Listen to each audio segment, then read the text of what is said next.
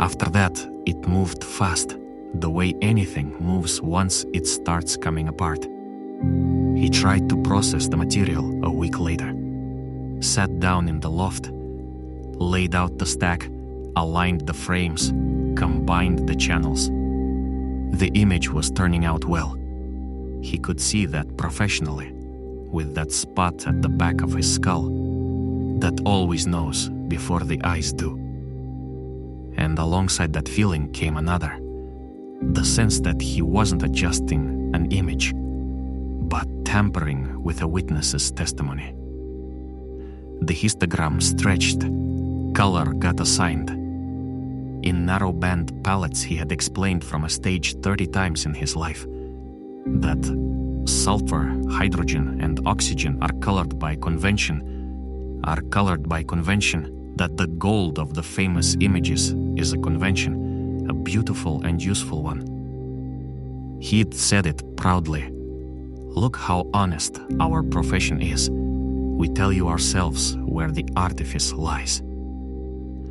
Now he looked at his own sliders and heard in his head an even voice. This is a fiction, or if you prefer, your camera's subjective impression. He closed the project without saving. In October, he turned down a magazine shoot. In November, he canceled a lecture in Boulder, citing his back. In December, people came from the publisher to discuss the second album, and he spent 40 minutes talking with them so politely that the editor said in the car afterward, "I think he hates us."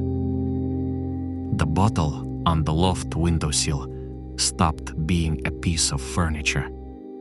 At first, it had been 2 fingers of barbs before processing. He'd always done that. It was almost a ritual. Then it turned out there was no processing, and the 2 fingers remained. Then it became 4. Nora called in early December. Dad, you alive? Provisionally. Am I coming for Christmas? Come. You said that in the kind of voice you'd use if I'd asked to move in for 2 years. Nora, I'm just tired. Of what? She asked. You haven't done anything in 6 months. I check your site. The last workup is from May. How do you know I haven't done anything? Because you're not bragging. You always brag when you've shot something. Dad, did something happen? He looked out the window. The yard, dry grass, the fence, a hill beyond the fence. A woman came up to me at the exhibition and explained that I've spent 20 years photographing something that isn't there. Nora was quiet for a moment. And you believed her? Worse, she's right.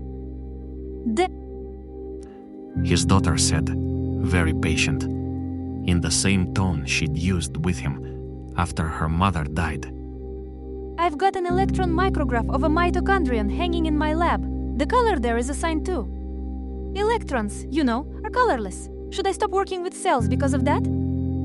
That's different. It's the exact same thing, except my object is 20 microns away and yours is 20,000 light years away. She sighed. I'll be there on the 23rd. She arrived on the 23rd. They cooked a turkey. Both of them pretended everything was fine, and on the second evening, Nora found a second bottle in the loft. Not on the windowsill, but behind a box of filters. She didn't say anything. She simply set it on the table, in the middle of the kitchen, and they both looked at it. I've got it under control. I know. You always have it under control. What worries me is how long that takes.